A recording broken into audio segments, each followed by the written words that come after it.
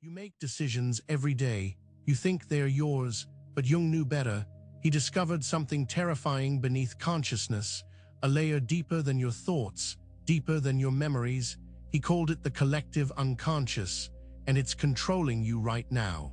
Most psychologists study your personal unconscious, your forgotten memories, your repressed traumas. That's the surface level.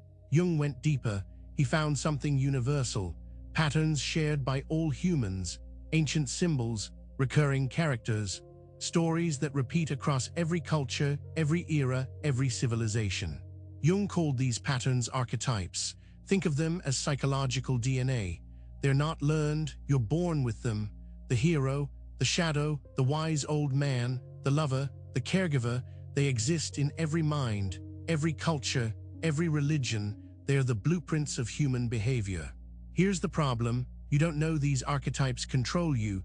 They operate in darkness, below awareness. You fall in love and don't understand why. You fear something and don't know its source. You're drawn to certain people, stories, symbols, all unconscious, all archetypal, all predetermined. You choose a partner, you think it's love, but Jung would say you're projecting an archetype, the anima or animus, the idealized opposite within you. You're not seeing the real person. You're seeing your own unconscious, your own collective patterns. You're falling in love with yourself. You fear your boss, or a parent, or a stranger. Jung called this projection too. You're not reacting to them. You're reacting to an archetype they've triggered. The tyrant, the shadow father, the devouring mother. These aren't real.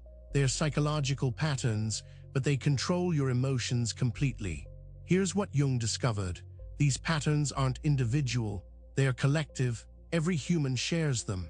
The hero's journey appears in every mythology. The shadow appears in every religion. The wise mentor appears in every culture. Why? Because they're hardwired into the human psyche. They're universal. Think about stories you love. The hero defeats the monster. The wise mentor guides the lost one. The lover transforms through passion. These narratives feel true. They resonate deeply. Why? Because they're activating your archetypes. They're speaking directly to your unconscious, your collective unconscious. But here's the dangerous part.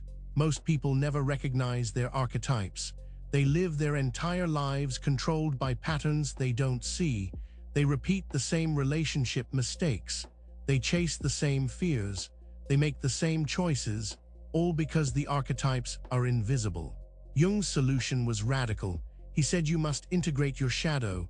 The shadow is the archetype of everything you reject in yourself. Your anger, your selfishness, your darkness. Most people deny it. They project it onto others. They call other people evil while remaining blind to their own evil. When you acknowledge your shadow, you become whole. You stop projecting your darkness onto others. You stop being controlled by unconscious patterns. You see the archetypes clearly. You recognize when they're manipulating you, and only then can you choose. Real choice requires consciousness. Jung said, until you make the unconscious conscious, it will direct your life and you will call it fate. This is the core truth. Your archetypes feel like destiny, like inevitability, but they're just patterns, recognizable, predictable, changeable once you see them. So how do you do this? First, notice your patterns. When do you always react the same way? When do you choose the same type of person? When do you feel the same fear?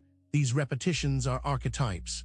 Write them down, name them, bring them to consciousness. Second, ask yourself, who am I projecting onto? When you hate someone, you're usually hating your own shadow. When you idolize someone, you're projecting your idealized self. See the person clearly, see your projection, separate the two. This is the work. This is how you become free. This is Jung's gift to you, not a comfortable gift, a dangerous one, because once you see your archetypes, you can't unsee them.